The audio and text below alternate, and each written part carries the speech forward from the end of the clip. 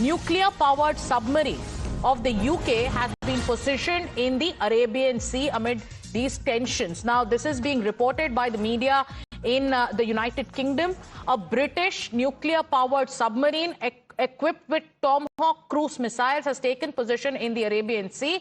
This is also giving Britain the capability to launch long-range strikes in the region if the conflict escalates. Now, this positioning of, the British vehicle or the submarine, the British nuclear-powered submarine equipped with Tomahawk cruise missiles. What is the significance at a time, Srinjoy, when Donald Trump has issued an ultimatum? At the same time, we are seeing it is a British nuclear-powered submarine equipped with Tomahawk cruise missiles that has taken position in the Arabian Sea. How do we, look at this development? The Tomahawk can be a land attack missile. So clearly the British have decided to join in the sense that if necessary, they can hit targets in the area. The Tomahawk also has a very long range.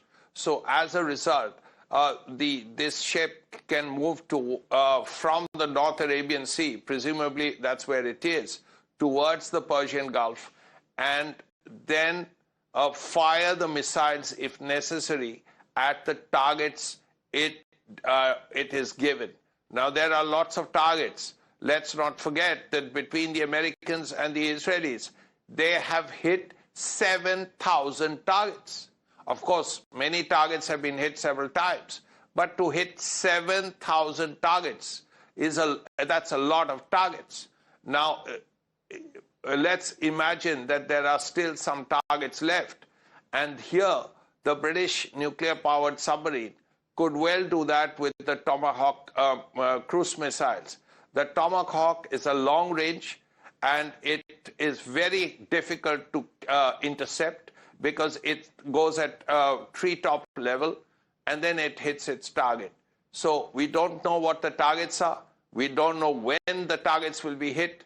But the fact that the Tomahawk is there is also an indication of a gradual change of position of the British, who initially were a little more hesitant about joining this conflict. Yes, and why do you think that change happened in the position of, the United Kingdom? Is it because of what happened in the recent days with regards to Diego Garcia, Srinjoy?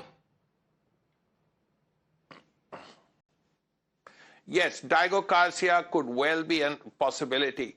Let's also remember the fact that despite what President Trump has said about Prime Minister Starmer and he has called NATO countries cowards and all that, the Anglo-American relationship is a very old one. And it goes back to the early 20th century when the British were fighting in the First World War, the British and the French. It's the Americans who joined in 1917 and made a difference. So even between 1939 and 1945, Churchill and Roosevelt and later Truman were very close. Even apart from Suez in '56, when America and Britain disagreed with each other, the Anglo-American relationship has always been strong. Again, one time when there was going to be an attack on Iraq, the one country that supported America, and it is believed wrongly, was Britain.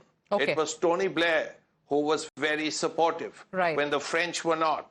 So this old Anglo-American relationship is something very important. Despite what Trump has said about Starmer, despite what Trump has said about other NATO countries, calling them unusually cowards. It's the first time in the history of NATO that one country has referred to other countries as cowards. Now, and we go back to